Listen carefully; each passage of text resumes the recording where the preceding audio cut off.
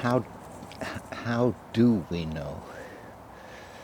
Simple statements like the earth is round. The earth isn't flat.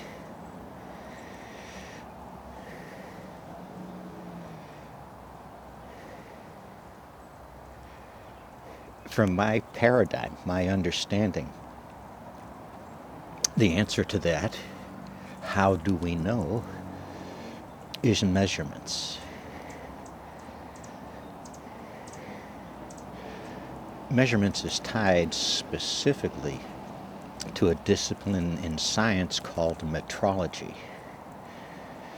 And metrology is just that, the study of measurement and the physics of applied measurements. The word itself is archaic, meaning it's kind of old, it's not used much anymore. And it is so complicated a field that people have become specific masters of technologies under this umbrella word called metrology, the science of measurements themselves. The answers to the questions, how do we know a meter works? What type of meter is it? Changes how we know that the instrument, the meter, whatever you're looking at, the measurement device works. This is metrology. This is the foundational knowledge that the ruler you buy in the store is built upon. But if you go to an American store, that ruler might be in inches, or it might be in millimeters, or it might be both, because those are the two standard units of measurements humans are familiar with. So if I say millimeters, you probably take for granted I'm in metric terms. If I say inches, I'm not in metric anymore. That's called SAE standards. But these are standards. Believe it or not, rulers are traced back to a few labs across the world. And these labs are peers in their work. They double check each other because these are the standards we use to classify the natural world around us. So I spoke of meter types. There's ionizing detectors, ionizing radiation detectors. Geiger counters is in this class of instruments.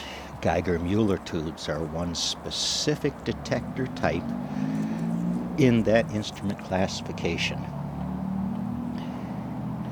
There are other types of ionization tests. And if you're interested, you can go find them and trace them back and find out how accurate they are. What type of instruments use these techniques? This is the field of metrology. And then it gets specific. A piece of what inspired this little bit of conversation is new detectors installed in the James Webb Space Telescope.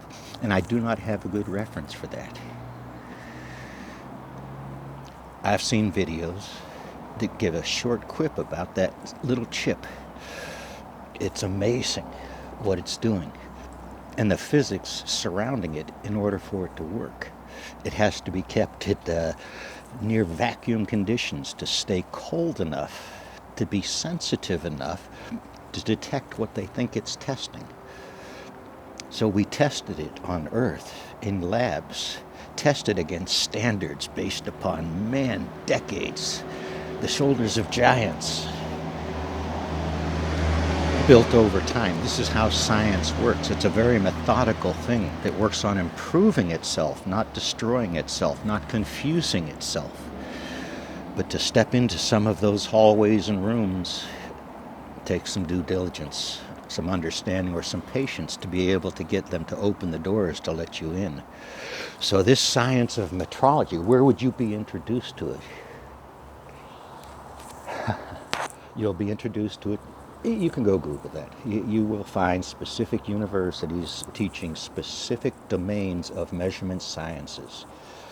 And corporations doing this work in labs that are much harder to get into. So, this is the measurement sciences.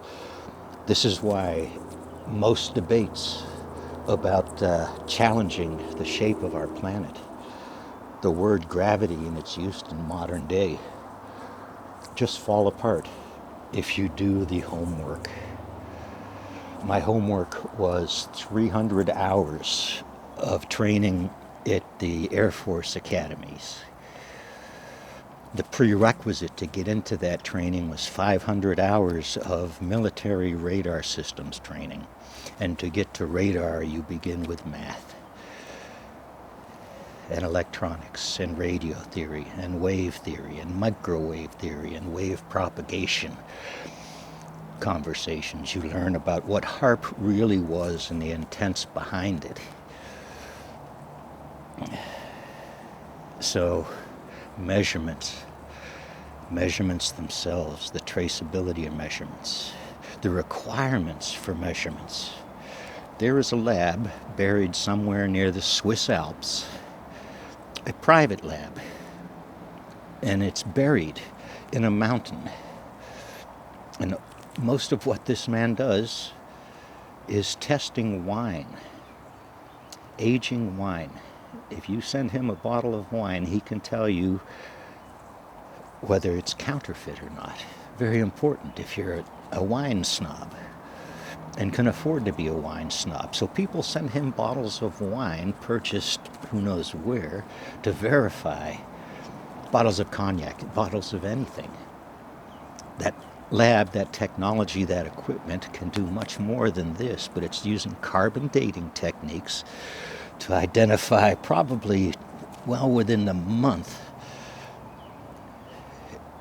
that wine bottle was filled and what the date of the manufacturer was in it. This is carbon dating, a ratio of carbon-12 to carbon-14, a well-proven science that has very specific techniques and requirements for use in order to maintain credibility, scientific credibility. Credibility out to 9 and 10 decimal places of resolution. Write that out in the paper. That's a period with 9 zeros. And we are playing with numbers out at the end of 9 zeros. We are understanding them to high degrees of confidence. It really is an amazing world out here. But these measurement things, these are the proofs of landing on the moon. This was the build-up to get us to be able to go to the moon, the knowledge, the understanding of the physics of the real world and how we got here. So this metrology thing, I had a career, an engineering career, non-degreed engineer, imagine that, in industries spanning the globe. It's not a secret. It's how stuff works. It's how big this world is. Some people understand that and use it to their benefit, and others want others to make their own decisions about it. But that's how it is. NIST standards, ASTM standards. There are a number of standards. There are these things called capability maturity model standards within software development enterprises. I helped develop those standards for what's called a CMMA model, acquisition model. After going through the previous models and implementing them and getting certification in that field of engineering. Blame engineers, and I blame electrons. Peace is out. We will do better.